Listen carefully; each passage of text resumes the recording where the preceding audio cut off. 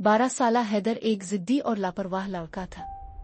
वो हर वक्त खेल कूद में मसरूफ रहता, दूसरों का मजाक अलिफाड़ता और खास तौर पर जानवरों को परेशान करना उसकी आदत बन चुकी थी। इसके महल्ले में एक दुबली पुतली सफेद ओसिया धारियों वाली बली घूमा करती थी, जो अक्सर कचरे के ढेर के करीब नजर आती। सब इसे चम के नाम से जानते थे। चम बहुत बेजरर बली थी, मगर हैदर इसे देखते ही पत्थर मार देता, कभी उसकी दम खींचता तो कभी इसे डराकर भगा देता।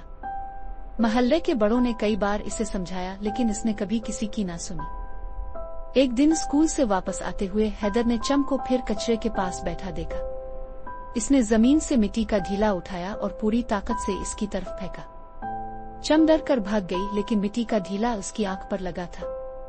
वो बीनाई से महरूम हो गई। चंद दिन बाद महल्ले के एक दुकानदार ने हैदर के अबू से शिकायत की।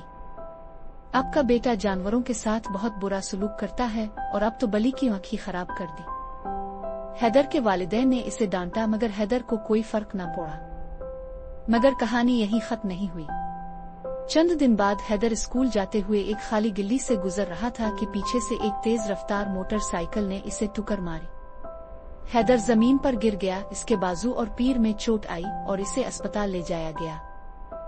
हैदर 2 हफ्ते तक अस्पताल में रहा। इसके बाजू पर प्लास्टर था और वो चलने से कासिर था। इस दौरान वो बहुत खामोश हो गया। जब वो घर वापस आया तो उसके दिल में एक अजीब सी उदासी थी। अब न वो बाहर खेलने जा सकता था, न स्कूल जा सकता था। सब दोस्त भी इसे भूल चुके थे।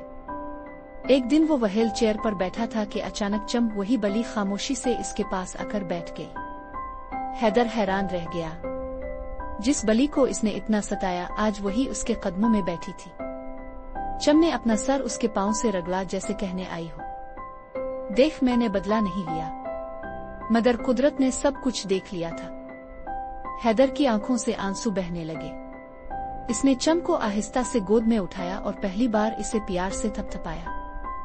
उसी लम्हे इसके अंदर कुछ बदलने लगा। इसने अपने दिल में तहैया किया कि अब कभी किसी जानवर या इंसान को तकलीफ नहीं देगा। चंद हफ्तों बाद जब वो सेहतयाब होकर स्कूल जाने लगा तो महल्ले में बच्चों को जानवरों को दाना डालना सिखाने लगा। इसने स्कूल में एक छोटा सा जानवरों की फलाह का ग्रुप भी बनाया। चम उसके साथ रहने लगी जैसे इसे एक नया घर और नया दोस्त मिल गया हो।